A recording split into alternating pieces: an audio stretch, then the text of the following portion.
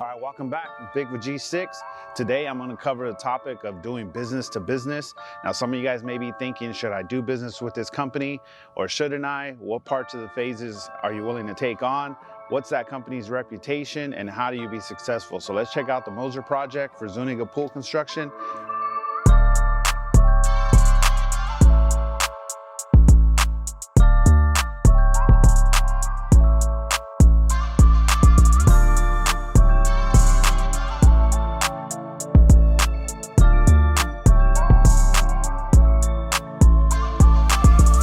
So we're at the Zuniga project. They contracted us to do a rock feature for them. There's certain companies that do certain things well, some things they don't have that talent. One of them being concrete artisans. There's not many out there. So, you know, there's a lot of rock work, but a lot of crappy rock work too. So Zuniga, he always contracts us to do his rock work. We had a 25-foot slide, big waterfall in the middle, a covered spa with a cave. We actually added on a couple some block work for the sound wall for the equipment. We're gonna wrap that as a change order. But some of the things that you gotta be ready for when you're doing business to business is first and foremost, have a good set of plans. So Brandon, he's always got a good set of plans. We know exactly what the scope of work is. Here, he told us, hey, we have a slide, we have a cave, we have a sunken area, beach entry pool. This pool's about 55 feet long. Huge Baja Bench. Down here, he has a sunken area, 3 feet down with a bench area and a fire pit. We only had to worry about the rock work. So when we came in here, we look at the engineering. That tells us what type of steel, what are the details, what kind of footings you need for the wall. So my guy's been here for about 3 weeks now. We've had 4 to 6 guys here every day for about 3 weeks to do this rock work. We have tons of concrete, hand mixed, all applied by hand. Today we have our rock crew putting on the finishing touches. These are the details. They're applying PMOS to it to give it that natural rock look, that aged look to some of the rocks. So they wanted to go with gray tones, but also bring in some of the local browns and tans from the local terrain. So take a step inside, check it out. So what's up, Beto? Tell me, what are you doing? Estamos poniendo el PMOS. ¿Para qué es eso? Para hacer el detail, que se mire more natural. Yeah. PMOS. ¿Para qué usan eso? ¿Qué tipo de materiales?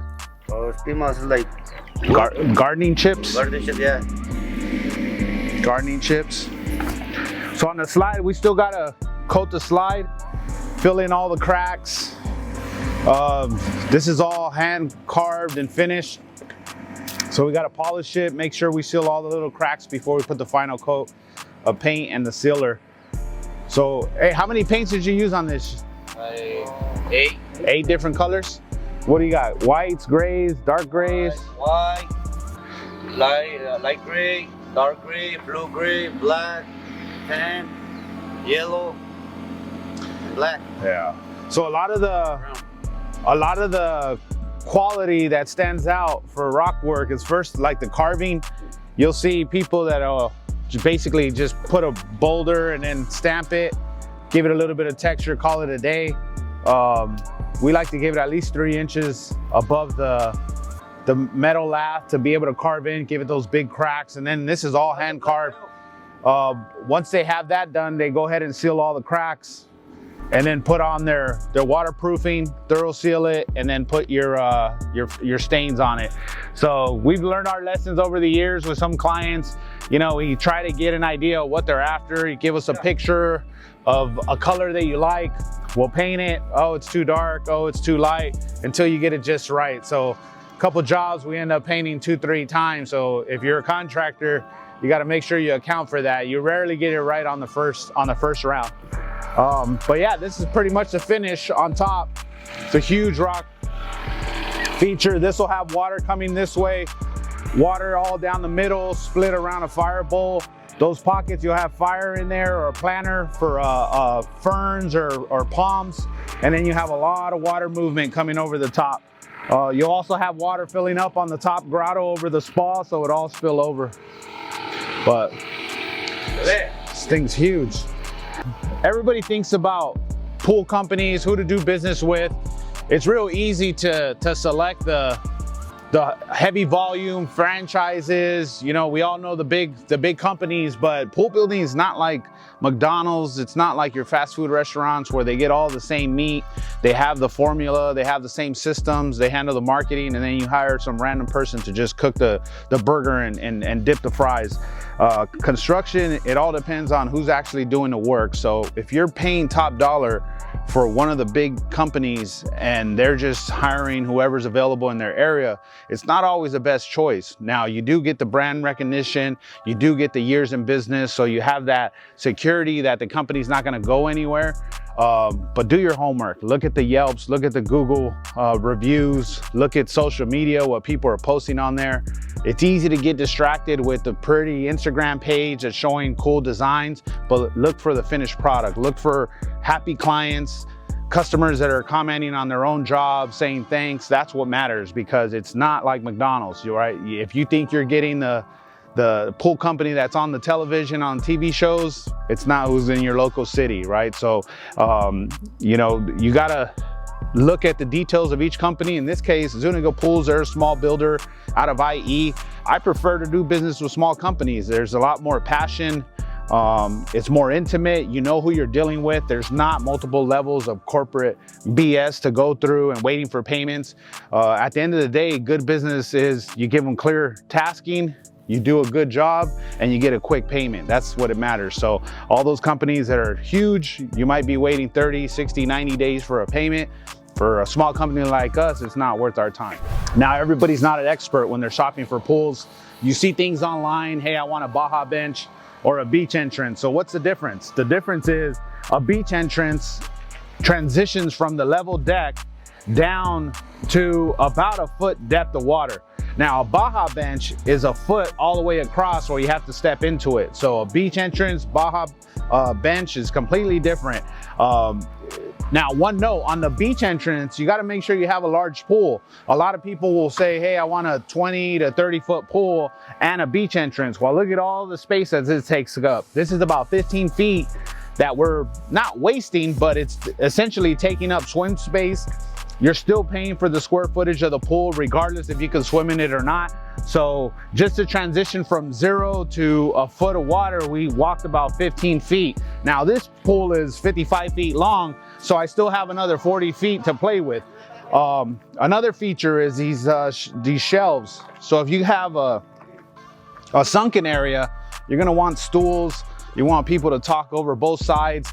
Now, as a pool is getting deeper, you don't want the stools to be one at 2 feet high, one at 3 feet, 4, and it's gonna be going at an angle. So you design these shelves in here to keep everything level, and now you have a uniform Baja Bench. It also serves as a step. So as you're swimming up here, you can stand up and talk to the folks in the sunken area and not have to sit down on the stool. These benches on the deep end, these serve for access. So you go up the steps, come down the slide. Instead of swimming all the way across to the shallow end to get out, you have access to both sides. So this is a pretty good feature on the design, adding a bench to both sides. This allows the kids to get out and get back to the action quickly without having to swim across the pool. So you always want to give the deep end a rest area, some type of seating area. And these benches are pretty standard. You're usually about 21 inches, 24 inches max from the top of the beam. So this gives people easy access to sit down, rest, or to get in and out of the pool. So we have 2 of them on this one. And obviously you want your deepest point to be where everyone's gonna jump off the rocks and where the slide is gonna come in. So this pool is very deep. It looks like about 9, 10 feet deep. And then we have a huge structure behind it that, you know, we tell people be safe, don't jump off, but everybody does anyway. Beto, ¿qué quieres decir de este jale? Well, you know, I recommend the homeowners, like, I think it's completely different, like you say, but I always say, never do little jobs, man. Right. I like big jobs. Yeah, big ones. Like to break my brain, you know? Yeah. Do something nice, yeah. natural. So Beto likes challenges. He gets bored with little accent boulders and simple slides. You know, we do those all the time. So you get a big job like this on a hillside with crazy engineering. Those are the things that excite people that do this day in and day out. So to the average person, any slide is great and fun. When you have hundreds under your belt, it's kind of gets a little boring. So this was a welcomed little change up from Zuniga Pool. We don't sell a lot of rock pools. Honestly, we probably build 1 or 2 a year, but somehow we keep all these guys busy by doing business to business with other companies.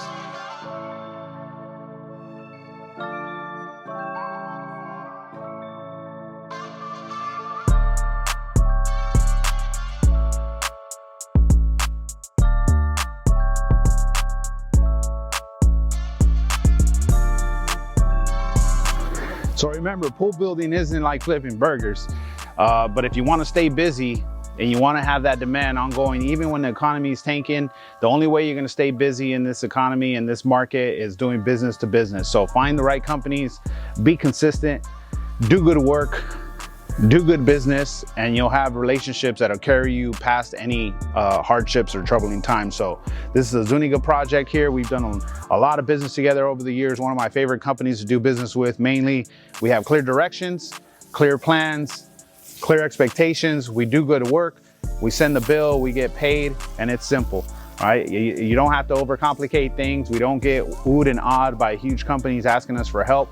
We look at who's running those companies, what's their reputation, what do their plans look like, and then obviously if they look good, we look good with them. So that's all I got for today. This is Vic with G6. Check us out on the next video.